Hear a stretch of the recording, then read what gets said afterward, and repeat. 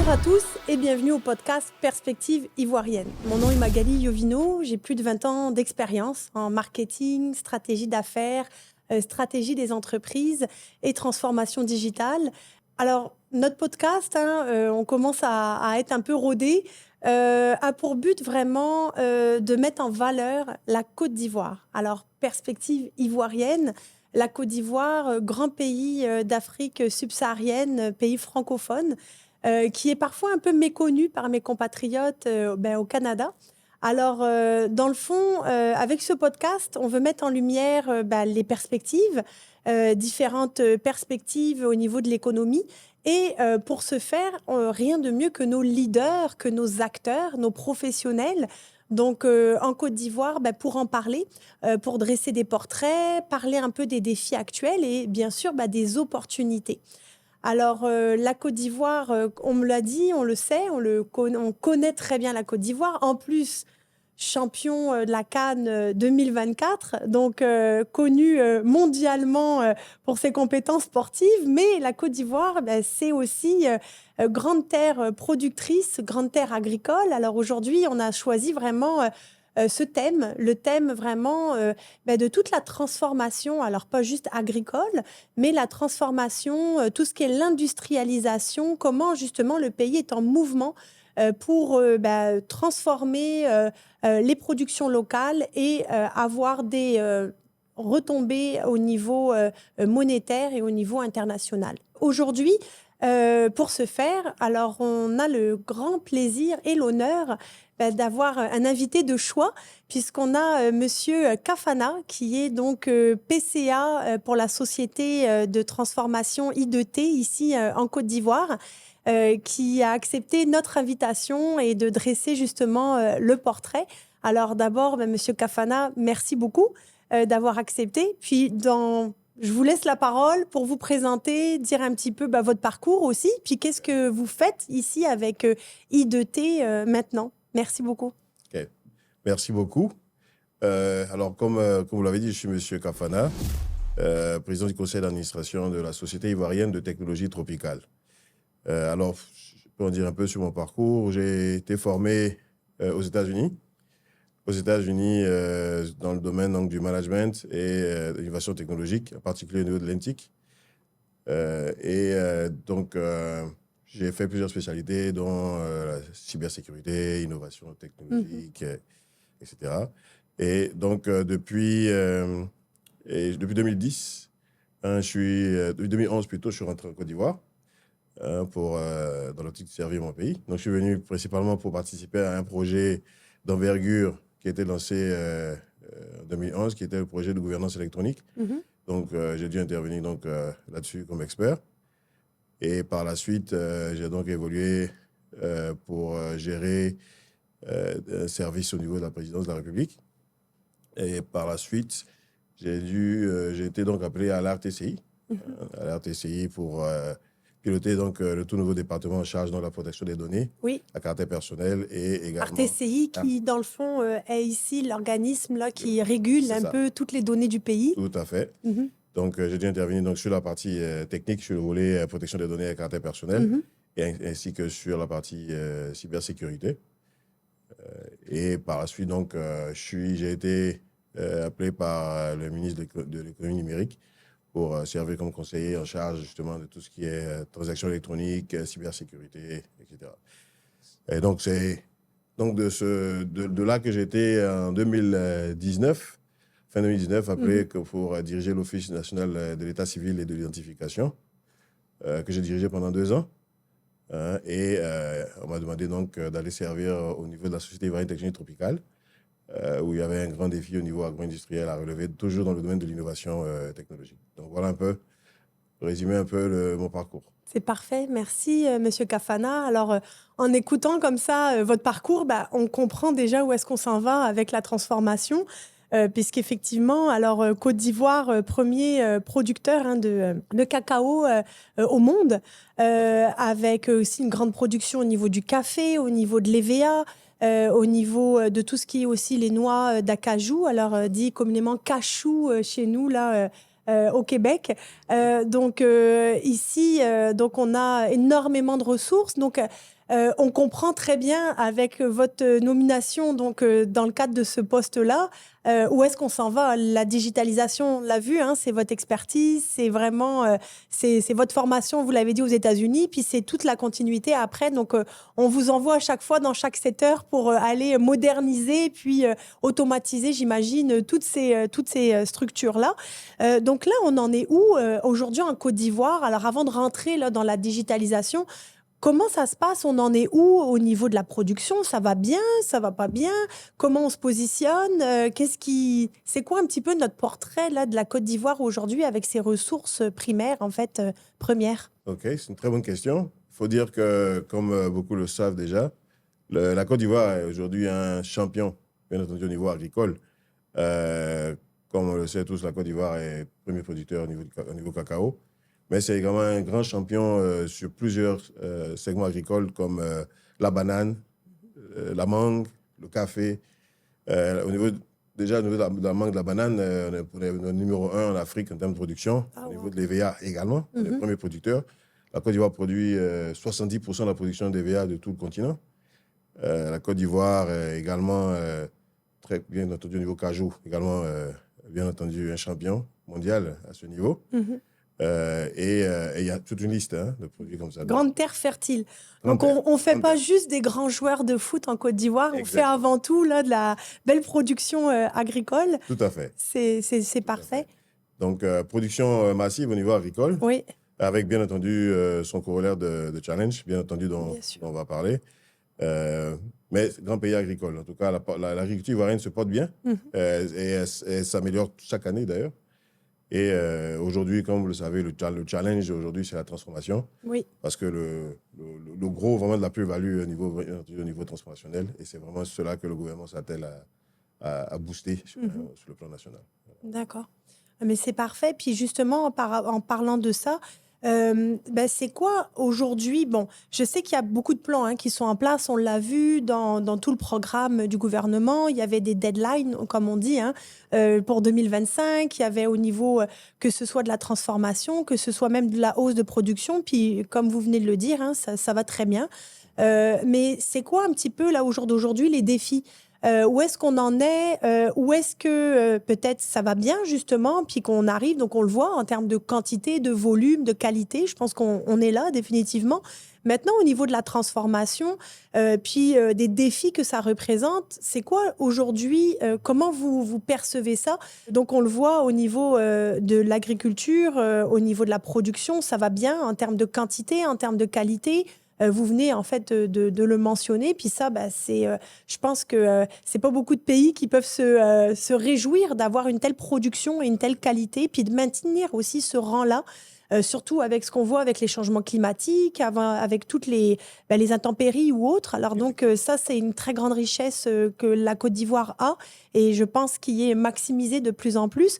Donc là, avec toutes ces données, toute cette expansion, c'est quoi en ce moment? Qu'est-ce qui va bien? Puis qu'est-ce qui est comme un défi ou des défis qui sont en train, j'imagine, d'être travaillés? Puis comment ça s'organise là pour cette année déjà qui commence, puis aussi pour les années futures? OK. Oui, merci pour cette question. Déjà, pour répondre à cette question, déjà, je vais donc parler un peu des missions, donc de la structure que j'ai l'honneur de diriger. Parce que justement, ça touche vraiment au cœur des challenges aujourd'hui qui a relevé au niveau national. Alors, la société a été créée pour principalement développer des technologies, concevoir et mettre en œuvre des technologies de conservation Mhm. et de transformation des produits agricoles, des produits locaux, donc en produits à haute valeur ajoutée. Et donc, cette structure-là s'insère vraiment au cœur du dispositif étatique, justement au niveau donc, transformationnel. C'est vraiment le challenge aujourd'hui. Si on remarque même au niveau du plan national de développement, le pilier numéro un, c'est justement la transformation structurelle de l'économie par l'industrialisation. Oui. Nous insérons donc plein pot là-dedans. Et aujourd'hui, ce challenge-là, effectivement, fait partie des challenges à relever en Côte d'Ivoire. C'est vrai, il y a eu une évolution assez significative Oui, en on l'a termes vu. du taux de transformation. Depuis quelques années, notamment cajou, etc., cacao, on a vu de nouvelles entreprises, de grandes industries qui s'installent localement. qui est une très bonne initiative de l'État, de faciliter donc le cadre réglementaire afin de pouvoir attirer les investisseurs et pouvoir installer des usines localement.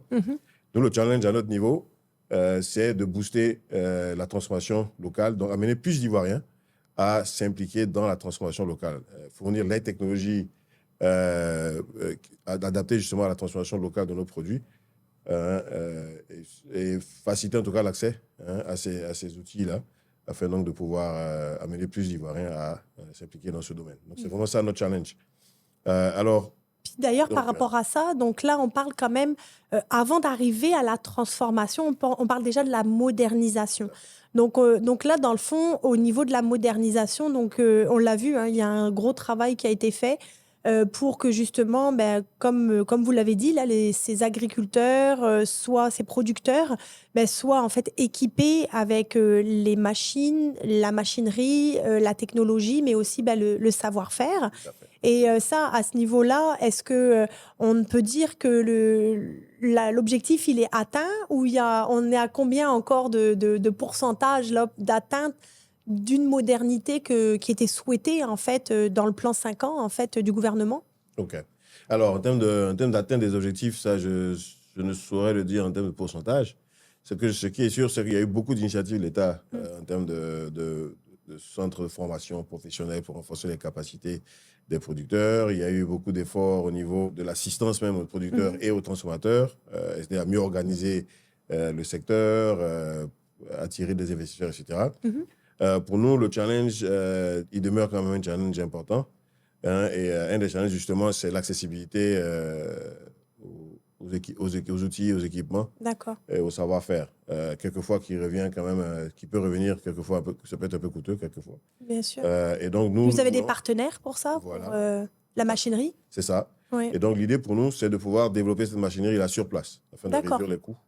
Et donc, nous avons plusieurs projets comme ça, des projets d'usines de montage de tracteurs, des projets dans le domaine de la conservation, etc., dont on pourra parler. Oui, Et les choses, je dirais, sont en bonne voie. D'ailleurs, cette année, très, très bientôt, d'ici quelques mois, on fera justement des annonces très importantes sur les ah, projets développés avec le Canada, justement, dans le domaine, ah ben tant mieux là. pour Je booster suis justement heureuse de l'écosystème. l'entendre.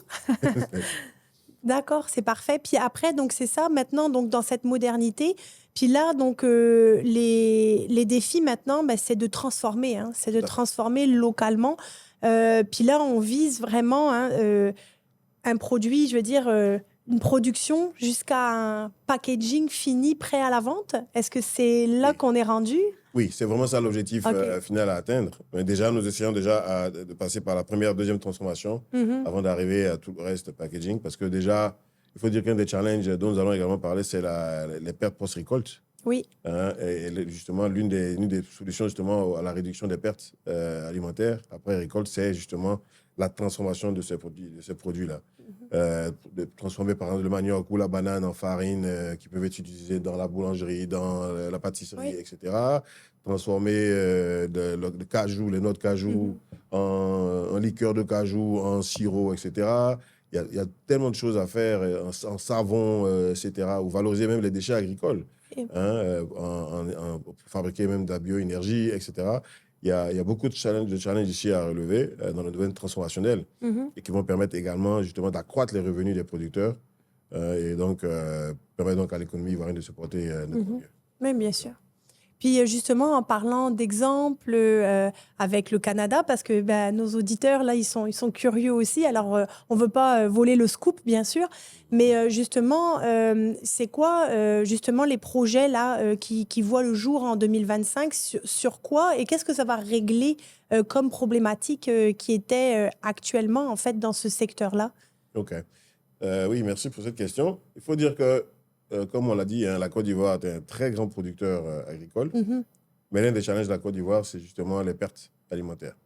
On produit beaucoup, mais une bonne partie de cette production est perdue sur plusieurs segments de la chaîne de valeur. Oui. Notamment, déjà, les méthodes de production doivent être améliorées pour permettre justement de pouvoir mieux produire. Mhm. Parce qu'on produit en quantité, il faut maintenant qu'on produise en qualité, en très bonne qualité. Et donc, les méthodes de production, même au niveau déjà de la production, doivent être améliorées afin de pouvoir avoir un produit beaucoup plus qualitatif à la sortie donc, des Oui. plantations. Ensuite, il y a le challenge de la conservation, l'énorme challenge lié à la conservation des produits. Oui. Aujourd'hui, nous avons des produits qui sont donc produits au niveau des plantations. Et rien que lors de l'acheminement de ces produits-là vers les marchés, on perd souvent 20-30% de cette production. Parce que la production, je veux dire, ça pourrit. Ça pourrit. Ou ça, Voilà, ça pourrit. Par exemple, la chaîne de transport, par exemple, n'est pas forcément adaptée. Oui. La chaîne de froid, chaîne de peut-être, froid. n'est pas respectée. Exactement. D'accord. Ensuite, lorsque nous arrivons au niveau des centres de distribution, il faut des équipements de stockage appropriés qui sont adaptés au type de produits. Parce qu'on ne stocke pas, par exemple, de la banane, etc., de la même façon dont on stocke, par exemple, de cajou, etc.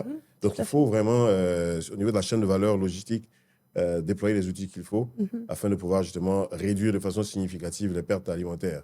Rien que ces économies-là vont permettre non seulement de pouvoir accroître les revenus des producteurs parce qu'il y a plus de produits disponibles, il y aura un impact positif même sur les coûts, le coût du marché, parce que les périodes de pénurie, quand on expérimente justement souvent où la tomate ou autre monte à un certain prix au niveau du kilogramme, si les produits sont disponibles au cours de l'année, vous verrez que les coûts, bien entendu, seront plus stables. Oui.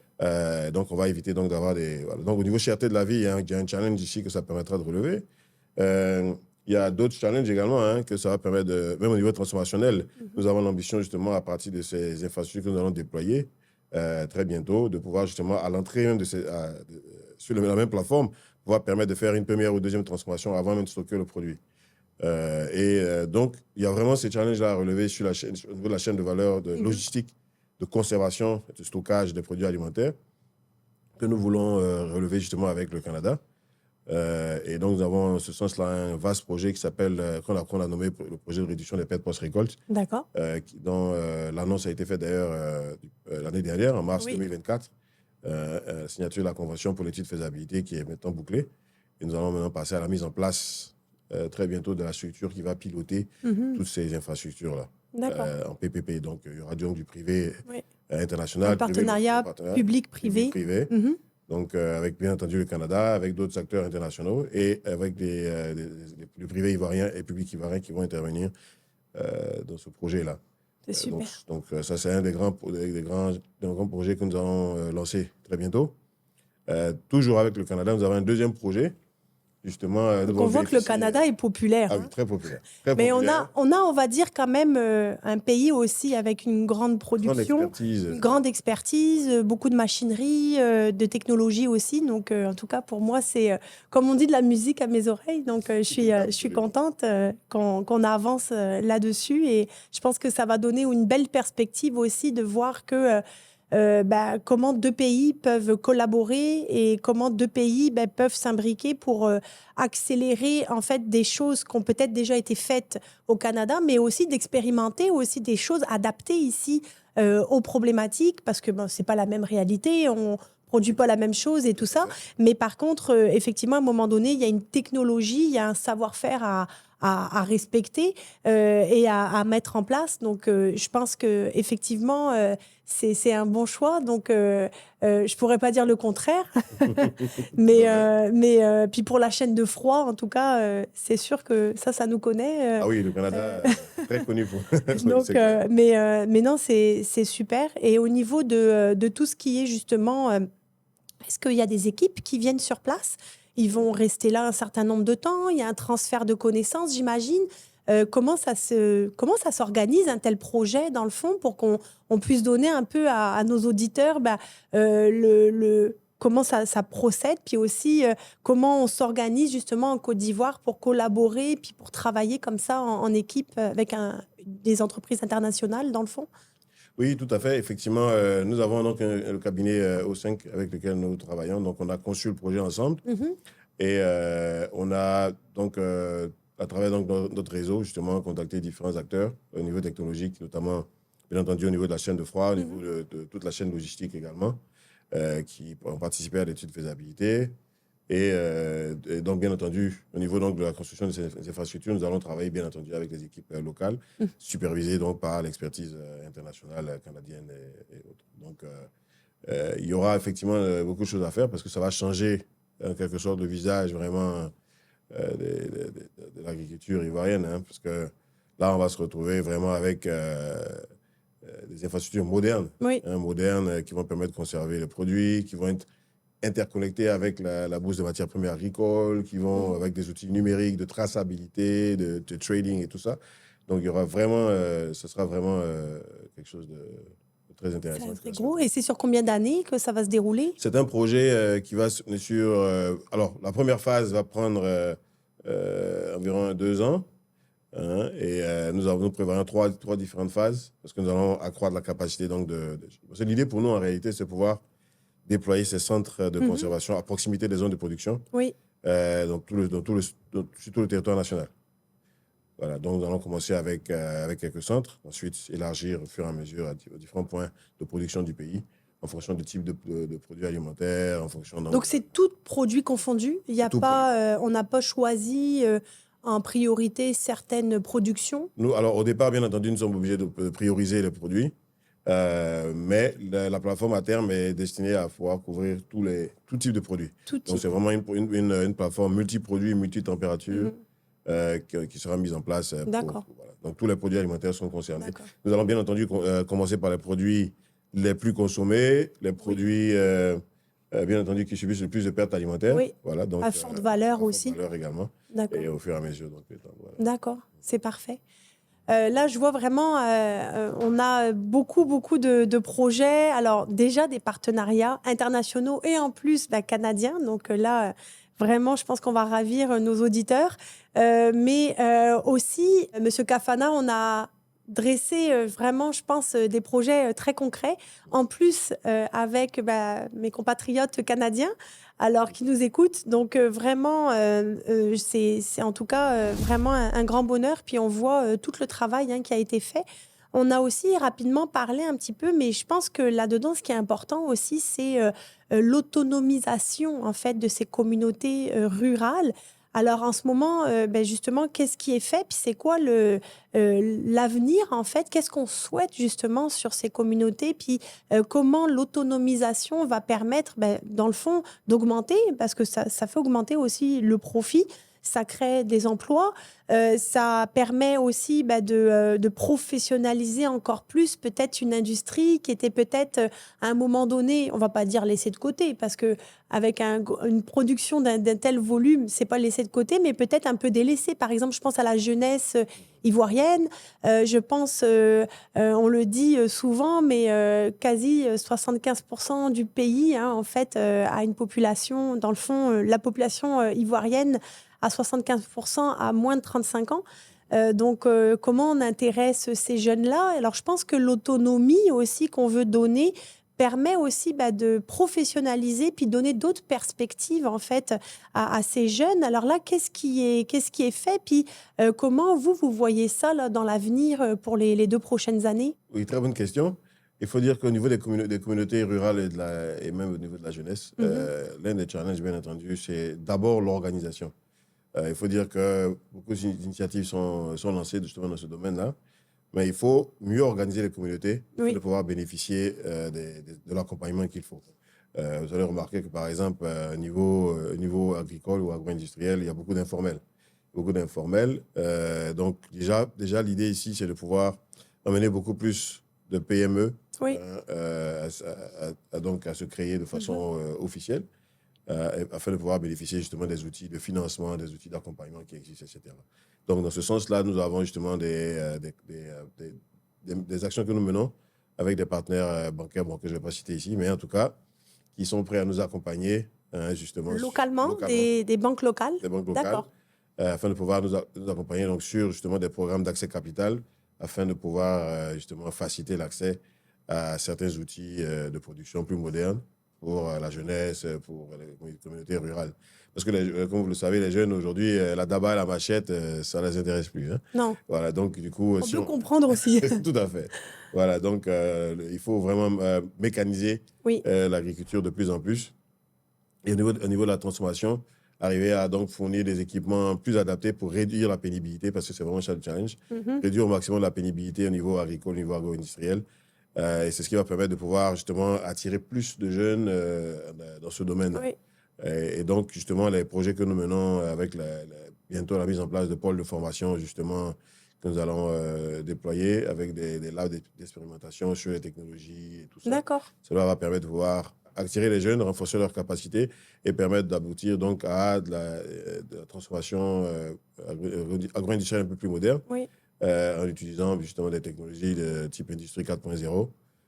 Donc l'apport du numérique, justement, à l'industrialisation. Et c'est vraiment un de nos challenges que nous essayons donc de relever. Oui.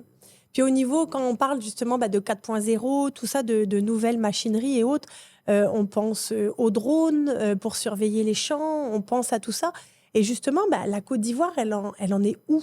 Est-ce que c'est encore un projet pilote? Est-ce qu'il y a déjà pas mal de champs de... Puis là, je fais un petit lapsus là, mais est-ce qu'il y a pas mal de territoires qui sont déjà rendus à ce niveau-là avec la technologie où on est, comme je dis, encore en projet pilote sur ces axes-là? Je dirais qu'il y a beaucoup de projets pilotes. Il y a des projets déjà mis en œuvre, même de façon déjà déployés. Oui. De plus en plus de jeunes, justement, s'intéressent à tout ce qui concerne donc, l'imagerie drone et d'autres technologies, justement, d'objets connectés, etc., dans l'agriculture. Ce n'est pas encore très, très répandu, Non. mais on sent l'intérêt vraiment dans ce domaine-là. Et justement, nous comptons donc jouer notre partition justement, à vulgariser ces outils-là, 4.0, au niveau donc et surtout les rendre accessibles. C'est ça. Rendre accessibles parce que c'est vraiment ça le challenge.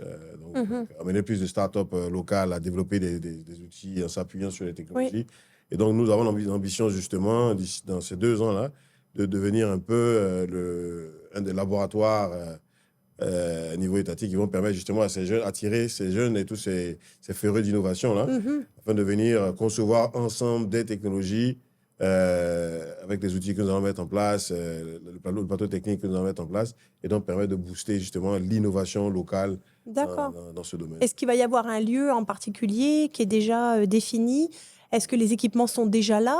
Est-ce que c'est des équipements qui vont être montés sur place aussi et qui vont être, comme on dit, custom là? Parce que c'est pas le même besoin ici que je sais pas moi, en Europe de l'Est ou bien ailleurs, compte tenu de la zone tropicale, compte tenu de tout.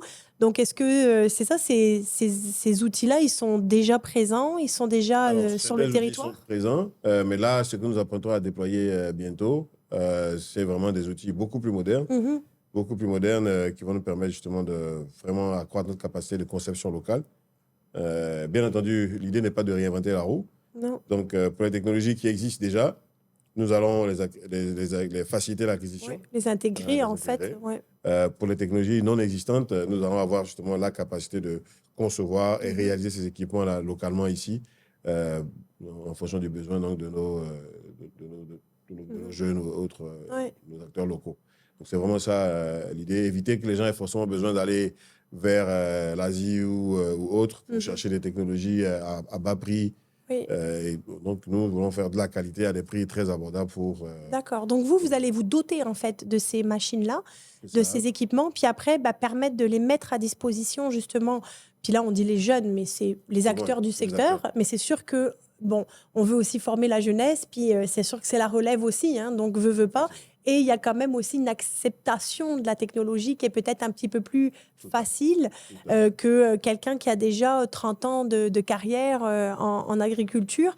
Donc c'est intéressant parce que il y a vraiment, je pense aussi, beaucoup d'échanges à créer à ce niveau-là. On a littéralement, je dirais, un bassin aussi au Canada au niveau de la formation, au niveau de l'utilisation, au niveau de tout.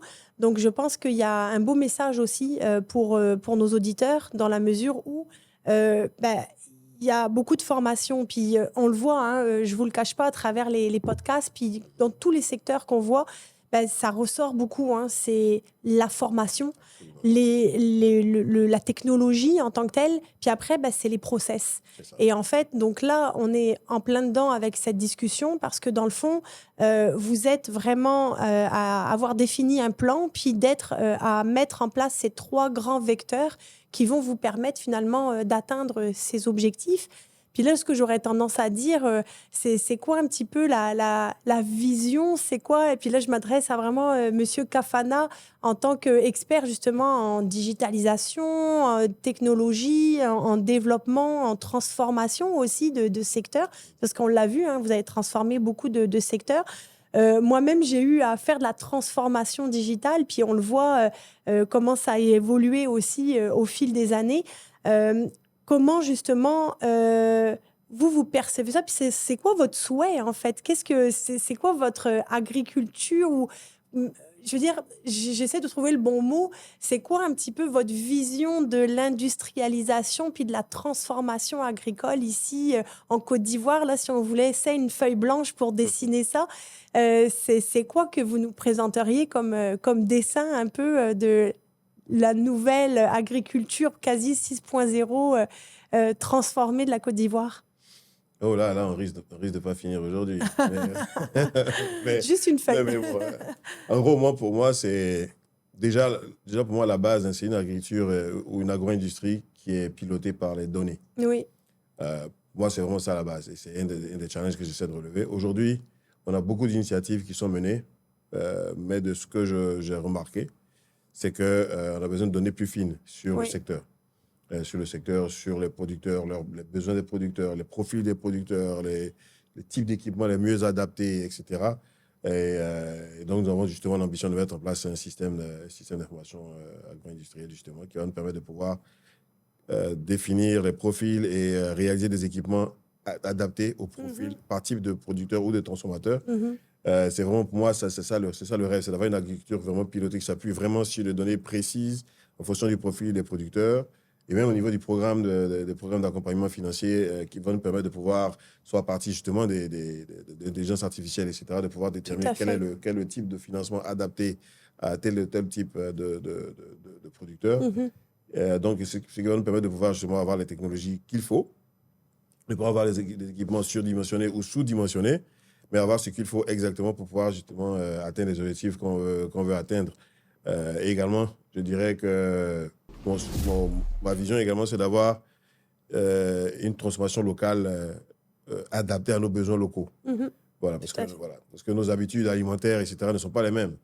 La tiéké, par exemple, voilà, qui est aussi très populaire aujourd'hui. Oui, puis qui a été maintenant, là, comme homologué. Ça, c'est une grande fierté. Félicitations. Absolument. Merci. La tiéké, par exemple, localement, par exemple, à titre d'exemple, IDT était la première structure à mettre en place justement une unité de production de bout en bout qui transforme le manioc en tiéké. Mais cela n'est pas venu de Chine ou autre. Il a fallu s'asseoir, c'est super. Oui. Comprendre qu'est-ce qu'on recherche à travers la tiéké. Oui, parce que, juste, je ne veux pas couper, mais pour nos auditeurs, c'est la tiéké, donc c'est comme une semoule là, qui ressemblerait peut-être à un couscous. Au lieu que ce soit du blé, c'est du manioc.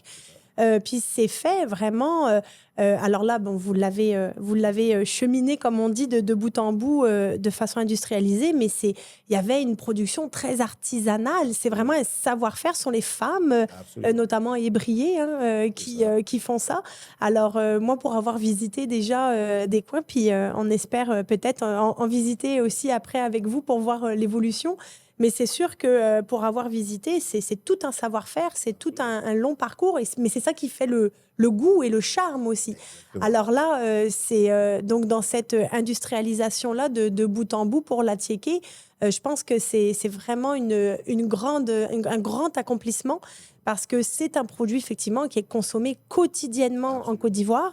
C'est un produit aussi qui est intéressant sur le plan international parce que même s'il est parfois peu connu dans certains pays, notamment quand on est peut-être en dehors de l'Afrique et même en Afrique de l'Est ou en Afrique du Sud, ce ne sont pas des produits qui sont consommés. C'est une belle alternative aussi au blé, au gluten, donc, qui cause énormément quand même d'intolérance ou certains problèmes pour certaines personnes.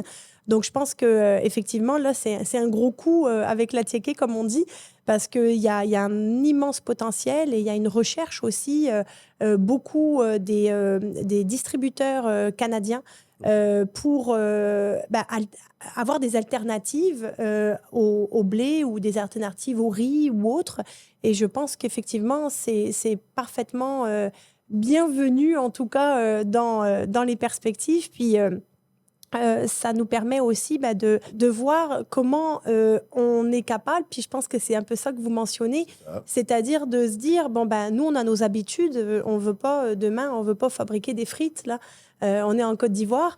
Par contre, mais qu'est-ce qu'on fait avec nos produits locaux pour qu'ils aient non seulement une autosuffisance ici pour l'alimentation en Côte d'Ivoire, mais aussi comment ça devient un produit exporté, puis un produit qui devient le nouveau produit, pourquoi pas à la mode, de dire, je sais pas, je verrais un Montréalais dire, écoute, moi, je vais prendre l'accompagnement à checker aujourd'hui. Ça serait vraiment comme extraordinaire, je trouve. Absolument. Et puis, by the way, c'est bon, hein. Moi-même, j'en consomme. Non, mais je veux dire, c'est un très, très bon aliment avec beaucoup de nutriments aussi, qui justement n'est pas si transformé que ça aussi, et qui permet de garder en fait toute aussi bien sa saveur que ses propriétés en tant que telles. Donc ça, c'est pour moi, en tout cas, ça a été l'annonce assez intéressante, je dirais, dans ce domaine-là. Puis, donc, dans cette vision, alors, on a, comme vous l'avez dit, vous avez donc ce bout en bout. Et qu'est-ce que vous percevez d'autre? Est-ce qu'il y a un autre produit là que vous avez en tête qui va pouvoir suivre justement les traces de l'Atiéké à travers ce développement-là? Ben oui, même toujours au niveau donc, des céréales. Hein, donc, nous avons aussi bien tubercules que le céréales. L'idée pour nous, le challenge lié justement aux farines locales, justement pour un remplacement du blé, etc. Nous avons effectué des tests et tout ça sur plusieurs types de farines. Et aujourd'hui, on sait faire du pain avec beaucoup de choses. Avec la farine de banane, avec la farine de manioc, avec la farine de... Il y a beaucoup de choses qui apportent vraiment au niveau nutritionnel et qui permettent justement de valoriser les farines locales. Donc, dans ce domaine-là, il y a des choses à faire. Effectivement, nous nous penchons là-dessus. Au niveau du karité, etc., il y a des choses également. On a une chaîne de transformation de karité également qui va être lancée d'ici quelques mois. Donc, il y a beaucoup de choses intéressantes à faire au niveau local. Donc, vraiment une agriculture, une agro-industrie qui est adaptée à nos besoins locaux et qui permet donc de pouvoir apporter au niveau qualitatif, au niveau de notre production locale. Mais de capitaliser vraiment sur les ressources du pays. Le savoir-faire local. Exact, le moderniser et pour avoir un produit qui peut être facilement exportable justement vers les marchés internationaux également. Tout à fait. C'est vraiment ça Karité, mesdames, quand même, qui est dans tous vos produits de beauté. Qui est vraiment pareil pour avoir visité justement des centres artisanaux là où c'est tout un travail. Encore une fois, un grand bravo aux Ivoiriennes, puisque ce sont les femmes principalement qui travaillent la noix, en fait, qui permet d'arriver avec ce beurre-là de karité. C'est ça. Donc, effectivement, c'est pour avoir quand même beaucoup navigué là, dans le milieu un peu cosmétique aussi à travers ma carrière. Je veux dire, combien de fois j'ai entendu que le beurre de karité venait de la Côte d'Ivoire, puis qu'après, quand c'est dans un produit fini, on a l'impression que c'est un produit parisien ou c'est un produit... alors qu'en fait, tous les ingrédients sont là, en fait. Tous les ingrédients, on pense à l'huile de coco aussi, on pense... Il y a toutes sortes de produits qui sont créés et qui viennent de la Côte d'Ivoire. Et ça serait très intéressant d'avoir des produits maintenant brandés avec... de bout en bout, c'est-à-dire de la récolte à la transformation jusqu'à la vente, le packaging, made in Côte d'Ivoire. C'est vraiment, je pense, une belle victoire en tout cas et un bel accomplissement par rapport à ça. Puis là, s'il nous reste un petit bout sur la feuille de la vision de M. Kafana sur la modernisation justement de toute cette production-là, c'est quoi l'autre morceau de la feuille que vous allez nous remplir pour 2025 dans votre portrait idéal? Alors 2025, je ne sais pas, mais en tout cas, dans le portrait idéal, ce serait, pour moi, c'est de pouvoir permettre justement aux communautés rurales de pouvoir mieux vendre leurs produits directement à partir même de leur zone de production, faciliter justement l'accès au marché international à ces personnes-là. Donc, c'est pour ça que je me réjouis justement de la mise en place bientôt de la Bourse des matières premières agricoles, qui est déjà en cours d'ailleurs, qui va permettre justement de pouvoir faciliter le trading des produits agricoles ivoiriens sur le marché international. Cela va permettre justement de pouvoir garantir un prix plus intéressant aux producteurs et avoir une meilleure traçabilité justement de produits agroalimentaire. Donc, en gros, ce seraient donc les quelques points sur la longue liste. Oh, oui. Non, non, on a compris qu'il y avait beaucoup de, comme on dit, il y a beaucoup de pain sur la planche. C'est ça. Et il y a beaucoup de choses encore qui sont créées. Puis, au niveau maintenant, peut-être, comment on réagit dans ces communautés rurales-là? Est-ce que les gens ils acceptent? Est-ce qu'ils sont justement demandeurs? Est-ce qu'ils sont réfractaires? Est-ce que c'est difficile? Puis comment on crée justement une nouvelle vie autour de cette modernisation-là à travers les territoires? Je dirais qu'ils sont preneurs, hein, ils sont intéressés. Ils ne savent pas forcément comment s'y prendre, Mhm.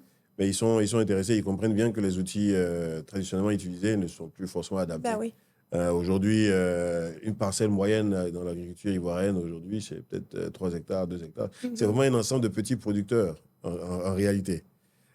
Donc, avoir pu réaliser ces exploits au niveau agricole avec ce type de configuration, là, c'est déjà miraculeux. Mais oui. Je pense qu'il faut qu'on arrive sûrement à des grands producteurs, de très grands producteurs, plusieurs grands producteurs également qui se déploient. Et même sur les petites parcelles, avoir justement cette facilité-là de pouvoir produire de façon beaucoup moins pénible, avec des outils qui ne coûtent pas cher, où on a des facilités d'acquisition et qui permettent justement sur 2 hectares de produire 4 fois plus peut-être que ce qu'on produit aujourd'hui, par exemple. Oui. Et il y a des choses possibles. Donc vraiment, c'est vraiment mieux optimiser justement les méthodes de production, mieux comprendre l'agriculture afin de pouvoir justement arriver à des résultats beaucoup plus intéressants. Donc, c'est vraiment ça le challenge. Produire plus avec l'espace qu'on a aujourd'hui, parce que les terres agricoles sont pas, comme vous savez, ne sont pas illimitées. Donc, c'est vraiment la productivité agricole, c'est vraiment le Non, gros c'est challenge. sûr, c'est l'optimisation, la rentabilité, c'est tout le retour sur investissement en fait qui est là en plein essor. Puis effectivement, vous l'avez dit, je veux dire, à un moment donné, le territoire ivoirien, il est circonscrit, hein, donc à un moment, on peut pas déployer plus. Puis on est justement dans une perspective où comment on arrive justement à maximiser tout ça. Puis juste aussi peut-être pour préciser aussi la manière. Donc ici, il y a beaucoup de coopératives qui sont constituées. Alors c'est plein de petits producteurs qui se regroupent. Puis effectivement, c'est pas facile parce que parler à 4, 5, 10, 15 gros joueurs, bon, ça se fait sur un plan de match, mais quand on a des milliers et des milliers de petits producteurs, ben là, il faut avoir une concertation et puis arriver. Donc, je pense qu'à travers aussi là, le mandat donc, dans I2T, c'est aussi justement de faciliter en fait, ces regroupements-là, j'imagine, pour que quand il y a des projets, on puisse y aller par regroupement de coopératives dans le but d'accélérer, puis dans le but de maximiser en fait, les efforts qui sont faits, ne pas les faire juste un par un, mais de les regrouper dans son ensemble. C'est bien ça. C'est bien ça. D'accord. C'est parfait, en tout cas. Et écoutez, je ne sais pas si, Monsieur Kafana, vous avez pour nous un mot de la fin, une pensée peut-être, en tout cas, ou un questionnement ou autre. Je vais vous laisser la parole. OK, merci Magali. Alors, moi, c'est juste un message que j'aimerais donc envoyer donc déjà aux Ivoiriens, de leur demander de vraiment s'impliquer plus dans la transformation locale, dans l'agriculture, l'agriculture moderne et dans la transformation locale. La transformation est un domaine très intéressant, très lucratif, qu'il faut vraiment considérer en termes de génération de revenus, qui est créateur de richesses. Les rassurer également du fait que les structures comme I2T sont donc à pied d'œuvre pour justement apporter le maximum d'appui pour pouvoir justement booster l'innovation locale et la modernisation justement des outils de production.